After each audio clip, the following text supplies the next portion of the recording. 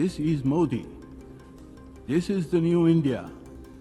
This new India comes into your home and kills you. अपने चुनाव प्रचार और भाषण में अक्सर प्रधानमंत्री नरेंद्र मोदी नए भारत की बात करते हैं। वो कहते हैं कि नए भारत की सेना पहले की तरह सरकार के अधीन नहीं है, सेना दुश्मन को जवाब देना जानती है। मोदी की इसी बात को पाकिस्तान यूनाइटेड नेशंस लेकर पहुंच गया है। बात 2 मई की है। पाकिस्तान के परमानेंट एम्बेसडर मुनीर अकरम यूनाइटेड नेशंस की जनरल असेंबली को एड्रेस कर रहे थे। इस दौरान उन्होंने कहा, भारत पाकिस्तान में टारगेट किलिंग कर रहा है। ये सिर्फ पाकिस्तान ही नहीं बल्कि दूसरे देशों में भी हो रहा है। ये नया भारत खतरनाक है। अकरम ने अपने भाषण में और क्या कहा, सुनिए। 2 days ago, Pakistan's foreign minister informed the Security Council, as well as the Secretary General and the President of the General Assembly, of India's campaign of targeted assassinations in Pakistan. This extraterritorial state terrorism is not limited to Pakistan. It has been extended to targeted killings of political opponents in Canada and attempted in the United States, and probably in other countries. The Washington Post reported that Prime Minister Modi last week told his cheering supporters, and I quote, "Today, even India's enemies know this is Modi. This is the new India. This new India comes into your home and kills you." Unquote.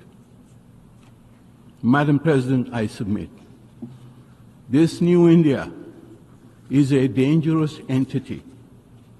It is a net provider of insecurity, not security. आपको बताते चलें कि Washington post और the guardian जैसे विदेशी media संस्थान भी कई बार भारत पर टारगेट किलिंग का आरोप लगा चुके हैं। वॉशिंगटन पोस्ट ने अमेरिकी सुरक्षा अधिकारियों के हवाले से एक आर्टिकल लिखा था, जिसमें उन्होंने दावा किया था कि एक भारतीय रॉ एजेंट ने लिखा है कि टारगेट किलिंग अब प्राथमिकता है। 29 अप्रैल को छपे इस आर्टिकल में खालिस्तान समर्थक गुरपतवंत सिंह पन्नू का भी जिक्र किया गया था। आर्टिकल में लिखा गया था, भारत ने पन्नू की हत्या का भी प्रयास किया जो असफल रहा। मोदी के कार्यकाल में भारत की आर्थिक और वैश्विक कद में वृद्धि जरूर हुई है, लेकिन साथ में उनका सत्तावाद भी गहराता जा रहा है, जो पश्चिमी देशों के लिए चिंता की बात है।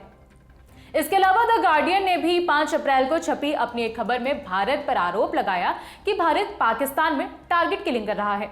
हालांकि भारत के विदेश मंत्री एस जयशंकर ने हमेशा इन आरोपों का खंडन किया है। भारत पर आरोप लगा रहे मुनीर अकरम का यह वीडियो सोशल मीडिया में भी खूब शेयर किया गया था। कई सारे भारतीय यूजर्स ने वीडियो को शेयर कर लिखा कि खुद आतंक फैलाने वाला पाकिस्तान अब यूएन के सामने जाकर रो रहा है।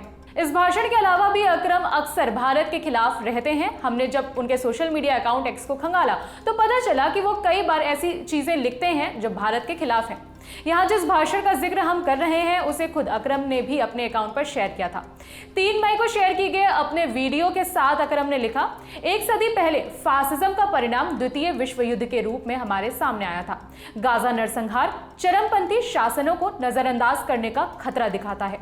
जब तक हिंदुत्व फासिज्म का विरोध नहीं किया जाता, भारतीय मुसलमानों की रक्षा नहीं की जाती और कश्मीर का शांतिपूर्ण समाधान नहीं किया जाता, तब तक दक्षिण एशिया को संघर्ष का सामना करना पड़ेगा। इसके अलावा भी अकरम ने भारत पर कई आरोप लगाए। उन्होंने आरोप लगाया कि भारतीय एजेंसियां पाकिस्तानी पत्रकार को धमकियां दे रही हैं। यूएन में मुनीर अकरम के नए भारत पर दिए गए इस बयान पर आपकी क्या राय है, कमेंट करके जरूर बताइए। मेरा नाम है विभावरी। बाकी खबरों के लिए देखते रहिए दी ललन टॉप। शुक्रिया।